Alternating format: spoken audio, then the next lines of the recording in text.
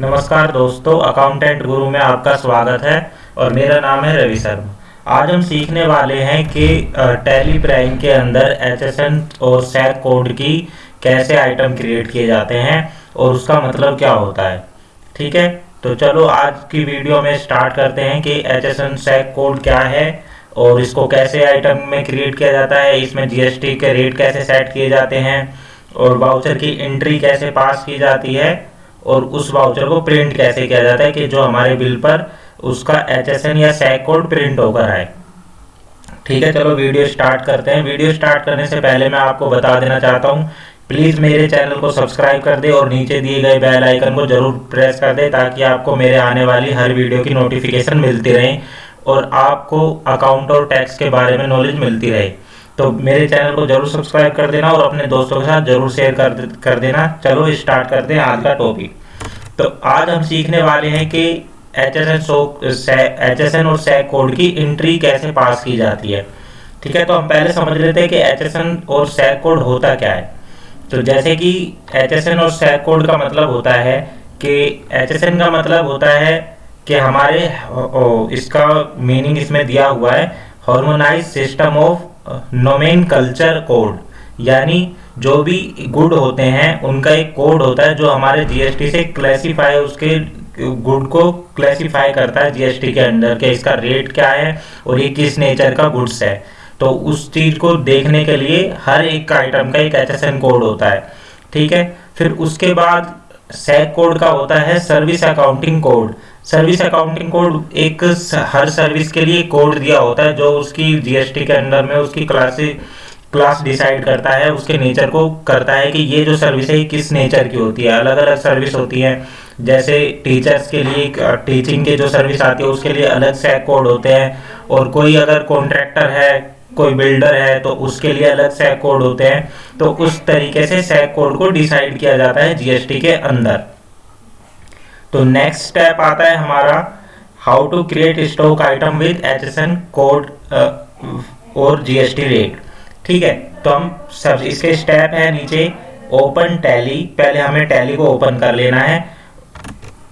तो tally open करने के लिए हम डेस्कटॉप पे जाके टैली प्राइम के आइकन पे क्लिक करेंगे तो हमारे सामने ये ऑप्शन आ जाता है। यहाँ पे देखेंगे आप में कि टैली के क्रिएट का ऑप्शन यहाँ पे दिख रहा है, आपको क्रिएट पे जाना है। क्रिएट पे जाने के बाद ये नीचे आपको स्टॉक आइटम का ऑप्शन दिख रहा है, आपको यहाँ जाना है। स्टॉक आइटम क्रिएट करने के लिए हमें कुछ आइटम हम क्रिएट कर लेते हैं। तो जैसे कि मैंने दो आइटम यहाँ पे मैं क्रिएट करूंगा स्टॉक के लिए। पहला है मेरे पास सैमसंग मोबाइल जिसका एचएसएन कोड 8517 है और इसका जीएसटी रेट 18% है। ठीक है, तो इसको क्रिएट कर लेते हैं। तो इसको क्रिएट करने के लिए हमें क्या करना है, पहले सैमसंग मोबाइल यहाँ पे लिखना है, सैमसंग मोबाइल। ठीक है, इसके किसके अंदर आएगा, इसको हम प्राइमरी में रखते हैं। इसके कई तरीके के, जैसे किसी का अगर उसका मोबाइल की शॉप है तो वो अपने स्टॉक आइटम के लिए अलग अलग कैटेगरी बनाता है। जैसे कोई सैमसंग के प्रोडक्ट है तो सैमसंग की कैटेगरी बनाएगा, किसी के पास सिर्फ नोकिया के हैं या किसी अलग कंपनी के हैं तो वो कंपनी वाइज अपने स्टॉक कैटेगरी रख सकता है। ठीक है, तो हम यहाँ पे सिर्फ प्राइमरी लेके चलते हैं। फिर उसके बाद ये आता है अंडर, किसके यूनिट क्या होती है, इसके पीस में यूनिट में हम डाल देते हैं इसको। फिर यहाँ पे जीएसटी को इसको अल्टर कर लेते हैं।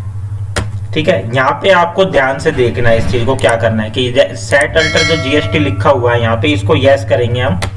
यस करने के बाद यहाँ पे देखो क्या पूछ रहा है, डिस्क्रिप्शन में हमको डालना है कि उसका मतलब जो आप एचएसएन कोड है किसके लिए है। तो हमारा यहाँ पे लिख देते हैं हम मोबाइल फोन है, ये मोबाइल फोन। इसका एचएसएन कोड क्या है 8517, यानी जो भी मोबाइल फोन होते हैं उनका एचएसएन कोड ये होता है। ठीक है, ये नॉन जीएसटी गुड है, नहीं ये जीएसटी गुड है तो इसको नो रखेंगे। फिर उसका कैलकुलेशन टाइप वैल्यू पे रखना है। ठीक है, टैक्सेबिलिटी क्या होती है, टैक्सेबल है ये। ठीक है, यहाँ पे आपको टैक्सेबल करना है। उसके बाद ये है अपना एलिजिबल फॉर इनपुट क्रेडिट, आपको इसको यस नो, इसको हम नो रखते हैं, क्योंकि अगर कोई फर्म है वो अपने लिए फोन परचेज कर रही है तो वो क्या होता है, उसके लिए फिक्स एसेट होती है, और फिक्स एसेट के अंदर ये ज्यादातर नो के अंदर रखा जाता है, क्योंकि उस पर जीएसटी क्लेम नहीं कर सकते। तो हम क्या करेंगे, यहाँ पे सिर्फ नो ही रखते हैं, और आप इसे यस भी कर सकते हैं। अगर आपको मोबाइल फोन बेचने खरीदने का काम है तो आप इसको यस रखेंगे, क्योंकि आप उस पर जीएसटी क्लेम कर सकते हैं, तो हम यहाँ पे यस रखते हैं। अब इसका जीएसटी रेट क्या था, 18% का जीएसटी रेट है इसका। तो मैंने यहाँ पे सेव कर दिया है, इसको गुड्स के अंदर रखेंगे, और यहाँ पे ये कंट्रोल, इसको एंटर कर करके भी आप यहाँ से सेव कर सकते हैं, और आप इसको कंट्रोल ए से भी सेव कर सकते हैं। अब हमारा नेक्स्ट आइटम है हमारे पास में, यहाँ पे हमारे पास नेक्स्ट आइटम है नोकिया का मोबाइल। या आप नोकिया का मोबाइल देख रहे हैं। अब इसके अंदर क्या क्या चीजें हमको एंटर करनी है। नोकिया का मोबाइल है, HSN कोड 8517 है, और जीएसटी रेट 18% है। चलो अब इसको क्रिएट करते हैं, इस आइटम को।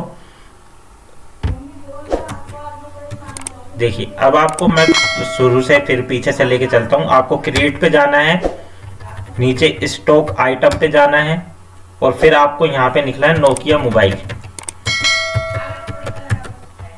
फिर उसके बाद आपको यहाँ पे लिखना है प्राइमरी, रखेंगे हम, पीस कर देंगे इसको, और फिर यहाँ पे देखिए इस चीज को बस आपको ध्यान में रखना है कि आप इसमें क्या क्या एंटर कर रहे हैं, क्या नहीं कर रहे हैं, ठीक है। तो आपको ये चीजों का ध्यान रखना है इसमें मेन। तो इन्हीं चीजों का आपको थोड़ा सा ध्यान रखना पड़ेगा। यहाँ पे आपको यस करना है। यस करने के बाद आपसे पूछेगा यहाँ पे डिस्क्रिप्शन में मोबाइल फोन। मोबाइल फोन के बाद में आपको नीचे HSN कोड में डालना है 8517, और फिर इसको नॉन जीएसटी गुड नहीं है ये, तो नो रखना है इसको।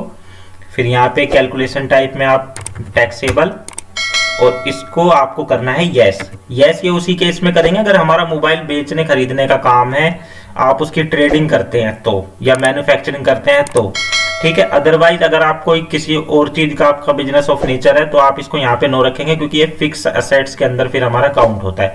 अगर किसी को फिक्स असेट्स के बारे में या फिर बिजनेस के रिगार्डिंग में जो भी मतलब आपको क्वेरी करनी है, आप मुझे नीचे कमेंट में बता सकते हैं, और मुझे डायरेक्ट मेल भी कर सकते हैं, ठीक है। आपको यहाँ पे सिर्फ सिंपली लिखना है, फिर 18%। अब यहाँ पे मैं इसको सेव कर दूंगा कंट्रोल ए से, ठीक है। अब हमारी आइटम हो चुके क्रिएट। अब मेरे को ये देखना हो कि आइटम कहाँ पे क्रिएट हुआ है। आपको डिस्प्ले में जाना है, ठीक है, और इन्वेंटरी बुक में जाना है, ठीक है। इन्वेंटरी बुक के अंदर स्टॉक आइटम में जाएंगे तो आपको यहाँ पे ये दिख जाएंगे। देखिए मैंने एक नोकिया का मोबाइल बनाया है और एक सैमसंग का मोबाइल अभी मैंने क्रिएट किया है, ठीक है। चलो अभी हम वापस बैक आ जाते हैं। अब इसकी वाउचर एंट्री से पहले मैंने आपको सैक के बारे में बताया था कि सर्विस अकाउंटिंग कोड होता है, वो एक उसका एक क्लासिफाई होता है जीएसटी के अंदर कि वो किस नेचर के अंदर आता है और उसका क्या जीएसटी का रेट होता है। तो मैं एक आपको एक इसका भी लेजर बनाना सिखा देता हूँ कि इसके लिए हम आइटम कैसे क्रिएट करते हैं। तो मैं आपको बता दूं कि सैक कोड के लिए आइटम क्रिएट नहीं किया जाता। सैक कोड के लिए हमें एक लेजर क्रिएट करना होता है, क्योंकि वो हमारा एक इनकम होती है। अगर हम किसी चीज के सर्विस प्रोवाइडर हैं तो वो हमारे लिए इनकम होगी, और अगर हम किसी से सर्विस परचेज कर रहे हैं तो वो हमारे लिए एक्सपेंस होगा। तो दोनों केस में अलग अलग बनते हैं। मान लीजिए हम एक एग्जांपल लेके चलते हैं कि मेरा नाम, जैसे कि मेरी एक फर्म है, ठीक है, हम एक फर्म बना लेते हैं अपने लिए। मैं एक एग्जांपल के लिए आपको समझाने वाला हूँ, ठीक है। जैसे कि मेरी एक फर्म है इसमें कि मेरी टैली क्लासेस की फर्म है, मेरा इंस्टीट्यूट है, मैं लोगों को टैली क्लासेस दे सकता हूँ। अब ये क्या है, मेरी एक सर्विस प्रोवाइडिंग फर्म है, तो मैं लोगों को सर्विस प्रोवाइड करता हूँ। तो अगर इस केस में मैं उनसे चार्ज करूंगा, यानी क्लास देने का मैं चार्ज करूंगा उनसे, तो वो क्या होगा, मैं एक सर्विस दे रहा हूँ, मेरे लिए वो एक इनकम हो जाएगी। तो इसके लिए जैसे मैं यहाँ पे लिख देता हूँ टैली क्लास फीस, ठीक है। ये मेरी क्या हो गई, इस नाम से हम एक अकाउंट क्रिएट कर सकते हैं। कोई tuition fees, institution fees, admission fees, या अलग अलग टाइप से हम इसे बना सकते हैं। तो मैंने इसमें लिख दिया यहाँ पे टैली क्लास फीस। ये मेरा क्या होगा, मेरे इनकम नेचर में आएगा। ये आप इसे इनकम में भी डाल सकते हैं, सेल के हेड में डालेंगे तब भी ये इनकम में ही रिफ्लेक्ट होगी। तो हम इसे डायरेक्ट इनकम के अंदर डालेंगे इसको, मैंने इसके लिए मैंने पहले भी एक वीडियो बनाया कि हम किस ग्रुप का नेचर कैसे जान सकते हैं, और जिसने अगर वो वीडियो नहीं देखे तो मैं नीचे डिस्क्रिप्शन में लिंक दे दूंगा, वहां पे जाकर देख सकते हो। ये मेरी डायरेक्ट इनकम हो गई, ठीक है। तो इसको हम डायरेक्ट इनकम में डालेंगे। इसका एचएसएन जो कोड होता है, इसका सैक कोड होता है, सॉरी सैक जो इसका होता है वो 99 से स्टार्ट होता है। जो भी सर्विस के कोड स्टार्ट होंगे 99 और 85 से स्टार्ट होते हैं। और इसमें मतलब ये ज्यादा से ज्यादा 8 नंबरों तक के भी हो सकते हैं, लेकिन हम इसमें 2 नंबर भी अपने ले सकते हैं और मिनिमम 4 नंबर भी हम ले सकते हैं। तो जैसे मेरा जो सर्विस अकाउंटिंग कोड है मेरा वो 9911 है, ठीक है। इसका जीएसटी रेट मेरा 18% होता है, यानी मेरे को इस पे 18% जीएसटी चार्ज करना होता है। तो हम इसके लिए एक लेजर क्रिएट कर लेते हैं। तो चलो हम टैली पर आ जाते हैं और इसका एक लेजर क्रिएट करके देखते हैं, ठीक है। तो अभी हमें क्या जाना है, क्रिएट पे जाएंगे हम, दोबारा से लेजर पे जाएंगे और यहाँ पे हम लिखेंगे टैली क्लास फी,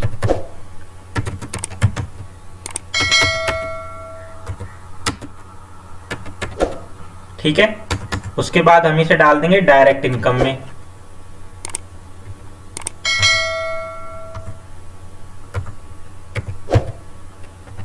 ये डायरेक्ट इनकम, ठीक है। टाइप ऑफ लेजर में हम यहाँ पे क्या रखेंगे, यहाँ पे नॉट एप्लीकेबल रखेंगे इसको। यही चीज अब यहाँ पे आगे देखिए, ये पूछ रहा है यहाँ पे जीएसटी एप्लीकेबल रखना है, ठीक है, एप्लीकेबल रखेंगे। सेट ऑल्टर जीएसटी में हमें यह यस करना है। यस करने के बाद हमसे डिस्क्रिप्शन पूछ रहा है, तो हम पूछेंगे यहाँ पे, लिख देंगे यहाँ पे ट्यूशन फीस या इंस्टीट्यूशन फीस, हम कुछ भी लिख सकते हैं। तो मैं यहाँ पे लिख देता हूँ इंस्टीट्यूट फीस, लिख देते हैं यहाँ पे।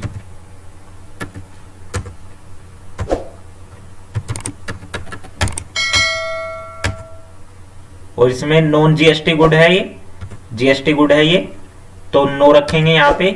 नेचर ऑफ ट्रांजैक्शन क्या रहेगा हमारा, ठीक है। तो यहाँ पे देखिए कई तरीके के नेचर आ रहे हैं यहाँ पे। हम इसे नोट एप्लीकेबल भी रख सकते हैं, क्योंकि ये किस डिपेंड करता है कि हम किस स्टेट में सर्विस दे रहे हैं। अगर मैं यहाँ से कोई नेचर सेलेक्ट कर लूंगा तो वो वहां पे फिर दिक्कत आएगी हमें बाद में, तो वो चीज हम बाद में समझेंगे। इसलिए मैं यहाँ पे पहले इसको नोट एप्लीकेबल ही लेके चलता हूँ। टैक्सेबिलिटी में मेरे को टैक्सेबल रखना है, और यहाँ पे टैक्स क्या रखना है मेरे को, 18% टैक्स हो गया मेरा, ठीक है। एचएसएन कोड तो हमने डाला ही नहीं पर, सैक कोड 9911, यहाँ पे 18% ये हो गया, ठीक है। अब हम इसको सेव कर देते हैं। अब ये हो चुका है हमारा सेव, ठीक है।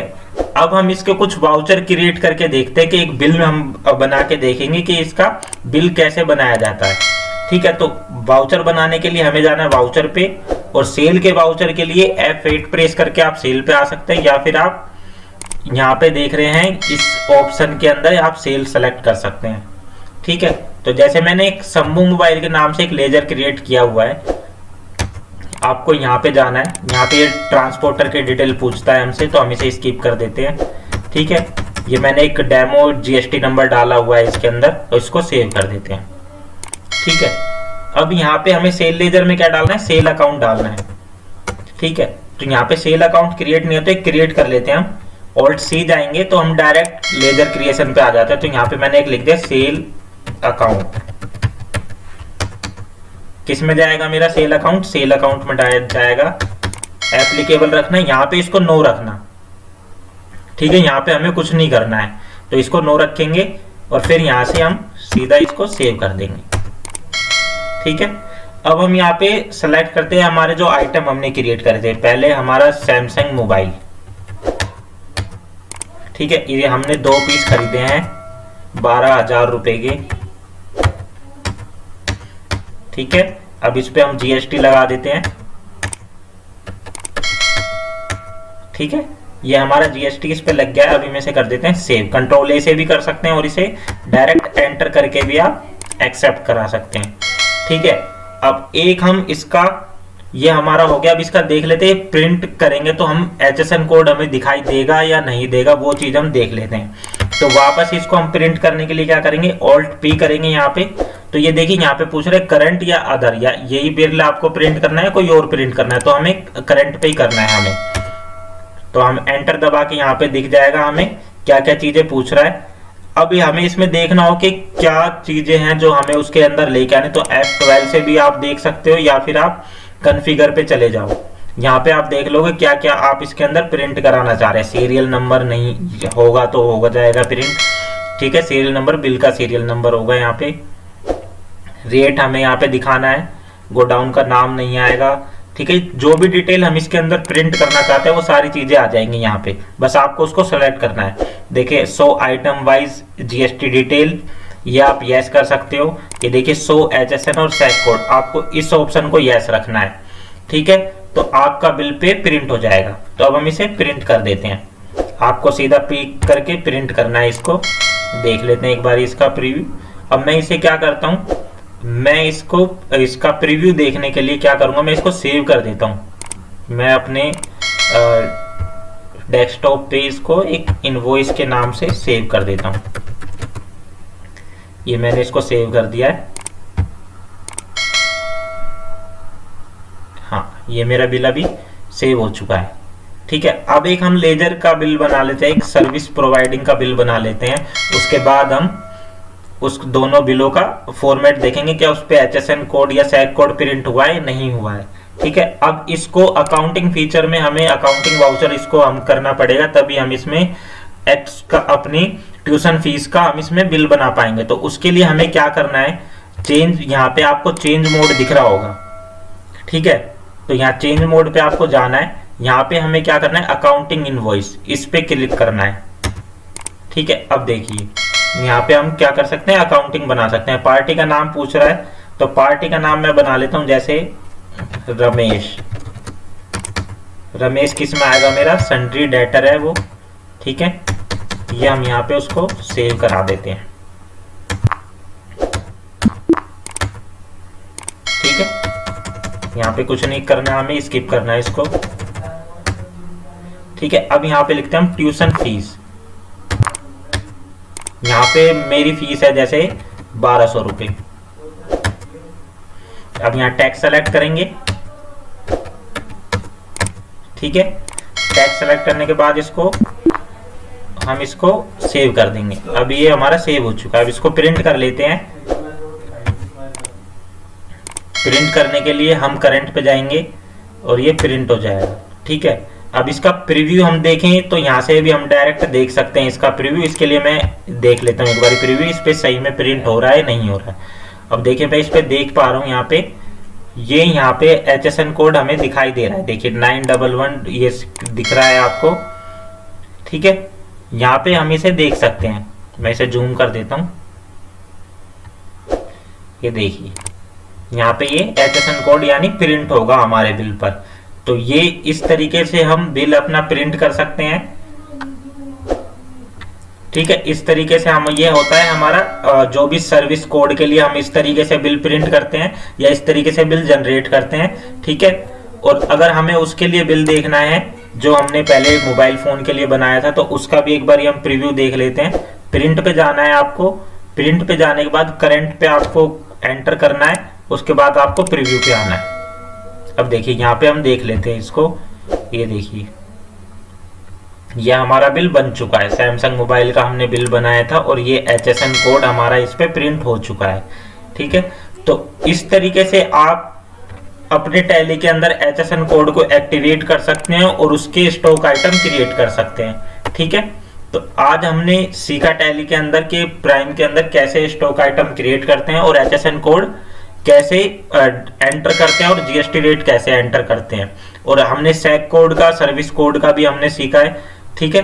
तो आप मैंने आपको इसमें बताया। अगर जिसको भी वीडियो पसंद आए प्लीज लाइक कर देना और अपने दोस्तों के साथ जरूर शेयर करना। और आपको अगर ये हेल्पफुल लगी है तो मुझे नीचे कमेंट में जरूर बताना। जिसको अगर किसी और टैली में कंफ्यूजन आती है मुझे कमेंट में बताएं, मैं कोशिश करूंगा कि उसके ऊपर भी आपको वीडियो बना के दूं, ठीक है। तो मेरे चैनल को जरूर सब्सक्राइब कर देना, लाइक कर देना और अपने दोस्तों के साथ जरूर करना। और अगर आपको कुछ इसके अंदर लग रहा है कि आपको और कुछ भी आगे सीखना है तो मुझे नीचे कमेंट में जरूर बताना।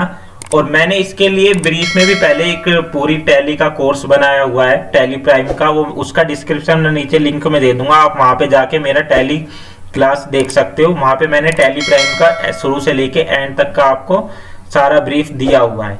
ठीक है, शॉर्ट वीडियो है, आपको जल्दी समझ में आ जाएगा। थैंक यू देखने के लिए, और मेरे चैनल को जरूर सब्सक्राइब कर देना और अपने दोस्तों के साथ जरूर शेयर करना। थैंक्स फॉर वॉचिंग, मिलते हैं नेक्स्ट वीडियो में।